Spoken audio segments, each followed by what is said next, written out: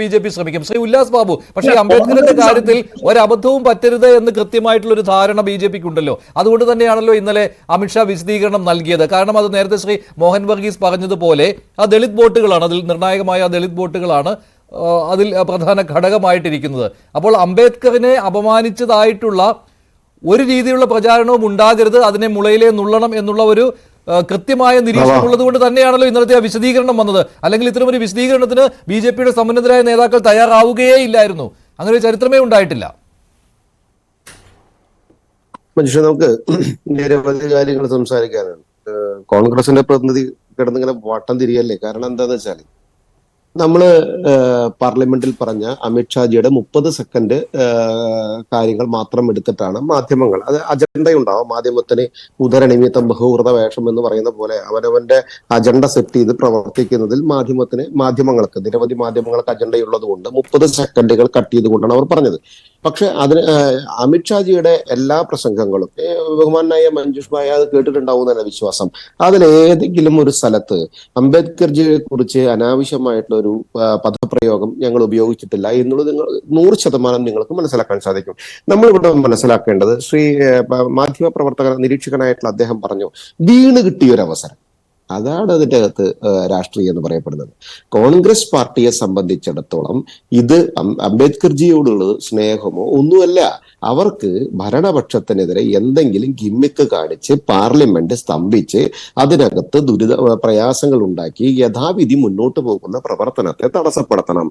അവിടെ ആരോഗ്യകരമായ ചർച്ച നടക്കുന്നത് തടസ്സപ്പെടുത്തണം. ഈ രാഹുൽ എന്ന് പറയപ്പെടുന്ന വ്യക്തിയുടെ അജണ്ട തന്നെ അതല്ലേ. അതിന്റെ പുറകിലല്ലേ US ബന്ധം നമ്മൾ ആരോപിക്കുന്നതും അതിനകത്ത് സാമ്പത്തിക സ്രോതസ് ആരോപിക്കുന്നതൊക്കെ.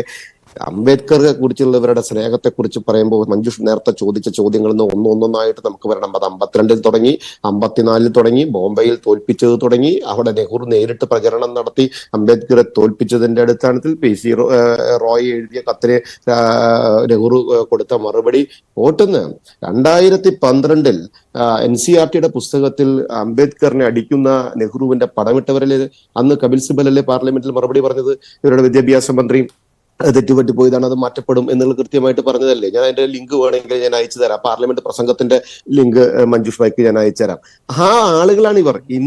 ഞാൻ ചോദിച്ചോട്ടെ, ഈ നമ്മുടെ ഹിന്ദു അവരത് അഡ്മിറ്റ് ചെയ്യുന്നുമുണ്ട്. അല്ല, ഈ അംബേദ്കറിന്റെ കാര്യത്തിൽ അതൊരു രാഷ്ട്രീയമായിട്ടുള്ള അഭിപ്രായ വ്യത്യാസം ഉണ്ടായിരുന്നു എന്ന കാര്യത്തിൽ അത് കോൺഗ്രസ് അത് അംഗീകരിക്കുകയും ചെയ്യുന്നുണ്ട്. 50കളിലെ കാര്യങ്ങൾ അവർ പറയുന്നുമുണ്ട്.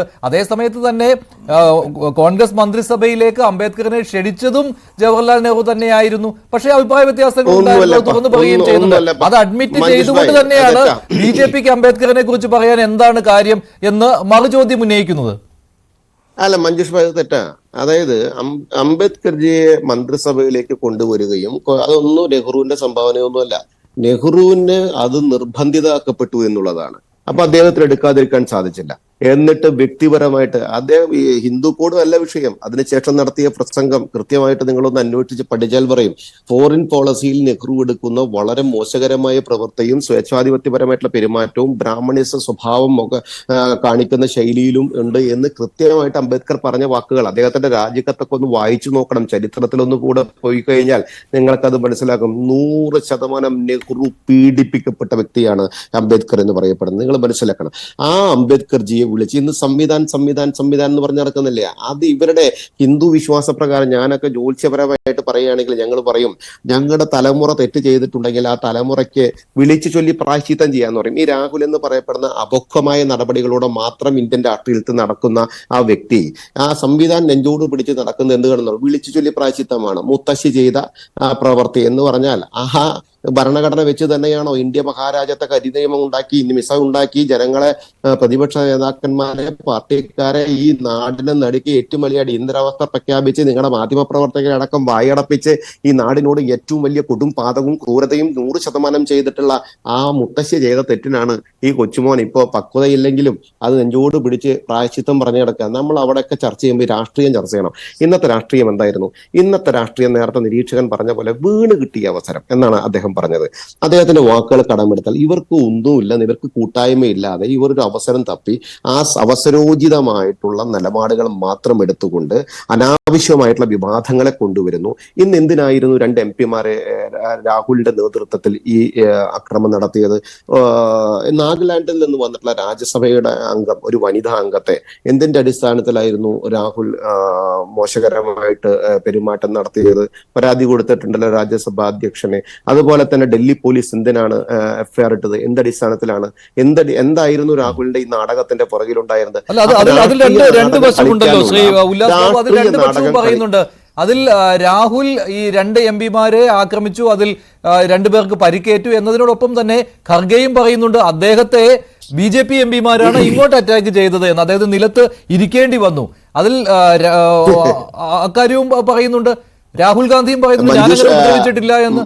അപ്പോൾ അത് ഒരുതരം എന്താണ് പറയുന്നത്, അപക്വമായ സമീപനം 2 പക്ഷത്തു നിന്നും ഉണ്ടായിട്ടുണ്ട്. ഒന്നുമില്ല സാർ, മഞ്ജുഷ് ഇന്നലെ മാധ്യമ പ്രവർത്തനം തുടങ്ങിയ ആളല്ല, വളരെ കൃത്യമായിട്ട് കാര്യങ്ങൾ പഠിച്ച് നിരീക്ഷണം നടത്തി കാര്യങ്ങൾ അവതരിപ്പിക്കുന്ന ആളാണ്. നിങ്ങൾക്കറിയാം ഖാർഗെ എപ്പോഴാണ് ഈ വിഷയം ഉന്നയിക്കുന്നത്? 2-3 മണിക്കൂർ കഴിഞ്ഞപ്പോഴാണ് അദ്ദേഹത്തിന് ബോധോദയിച്ചത്. ഇതൊക്കെ രാഷ്ട്രീയമായിട്ട് താട്ടിപ്പ് കാണിക്കുന്ന പരിപാടിയിൽ ഇവർ നടത്തുന്നത്. പാർലമെന്റിനകത്ത് പാർലമെന്റ് മെമ്പർമാരോട് മോശകരമായി പെരുമാറുക. എന്നിട്ട് അദ്ദേഹം തന്നെ അത് കൃത്യമായി പറഞ്ഞല്ലോ, ഞങ്ങൾ അത് ചെയ്തു എന്ന് കൃത്യമായി പറഞ്ഞില്ലേ. ഞാൻ കവാടത്തിനകത്ത് അങ്ങനെ ഉണ്ടായി എന്ന് സമ്മതിക്കുന്ന രീതിയിലേക്ക് അദ്ദേഹം തന്നെ പറയുന്ന അവസരം ഉണ്ടായല്ലോ. നിങ്ങൾ മനസ്സിലാക്കണം, പക്വമായി പെരുമാറേണ്ട ഒരു വ്യക്തി അപക്വമായി പെരുമാറി അനാവശ്യമായ വിഷയം ഉണ്ടാക്കി പാർലമെന്റ് തടസ്സപ്പെടുത്തി പാർലമെന്റിലെ വനിതാ മെമ്പർമാരെ മോശകരമായി പെരുമാറി.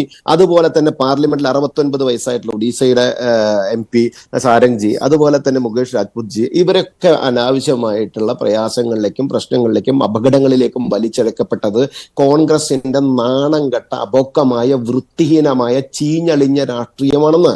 ആ രാഷ്ട്രീയത്തിന് മുമ്പിലൊന്നും നിങ്ങൾ എന്തിനാണ് ഈ നാണം കെട്ടത്? നിങ്ങൾക്ക് അംബേദ്കർജിയോട് സ്നേഹമുണ്ടെന്ന് പറയുമ്പോൾ പുച്ഛമല്ല തോന്നുന്നുണ്ട്? നിങ്ങൾ ഇത്ര കാലം ഭരിച്ചിട്ട് അദ്ദേഹത്തിന്റെ ഭാരതരത്ന എന്തിനാണ് നിങ്ങൾ നീട്ടിക്കൊണ്ടുപോയത്? അദ്ദേഹത്തിന്റെ ഒരു പടം ആ സെൻട്രൽ ഹാളിൽ വെക്കാൻ നരേന്ദ്രമോദി വരേണ്ടി വന്നില്ല. US അദ്ദേഹം താമസിച്ച ആ സ്ഥലത്തെ കൃത്യമായി ഏറ്റെടുത്തുകൊണ്ട് സംരക്ഷിക്കാൻ നരേന്ദ്രമോദി വേണ്ടി വന്നില്ലേ? അദ്ദേഹത്തിന് ഒരു സ്മാരകം ഉണ്ടാക്കാൻ നരേന്ദ്രമോദി സർക്കാർ വേണ്ടി വന്നില്ലേ? എന്നിട്ട് നിങ്ങൾക്ക് അംബേദ്കർ അദ്ദേഹത്തിന്റെ പേരിൽ ഒരു നാണയം വെറുക്കാനുള്ള പ്രവർത്തനത്തിന് നരേന്ദ്രമോദി സർക്കാർ വേണ്ടി വന്നില്ലേ? നിങ്ങൾ എന്തടിസ്ഥാനത്തിലാണ് ഭാരതരത്ന BJP അടക്കം സപ്പോർട്ട് ചെയ്യുന്ന ഒരു സർക്കാർ വന്നപ്പോഴല്ലേ അംബേദ്കർജിക്ക് കൊടുത്തത്? നിങ്ങൾ എന്ത് ചെയ്യുകയായിരുന്നു? നിങ്ങൾ ഇന്ന് ഭരണഘടനയെ മാറ്റി എഴുതുന്നു, തിരുത്തി എഴുതുന്നു. നിങ്ങൾ എന്തിനാണ് 10-70 ചില്ലറ തവണ അമെൻഡ് ചെയ്തത്? അപ്പൊ അതിനകത്ത് കാലാനുസൃതമായ മാറ്റം വരണമെന്നല്ലേ നിങ്ങൾ അന്ന് പറഞ്ഞിരുന്നത്? അപ്പൊ സ്വാഭാവികമായിട്ട് നിങ്ങളുടെയൊക്കെ രാഷ്ട്രീയം, നിങ്ങളുടെ ഇസാം പിട്രോദ അറിയാലോ അദ്ദേഹം ആരാണെന്ന്.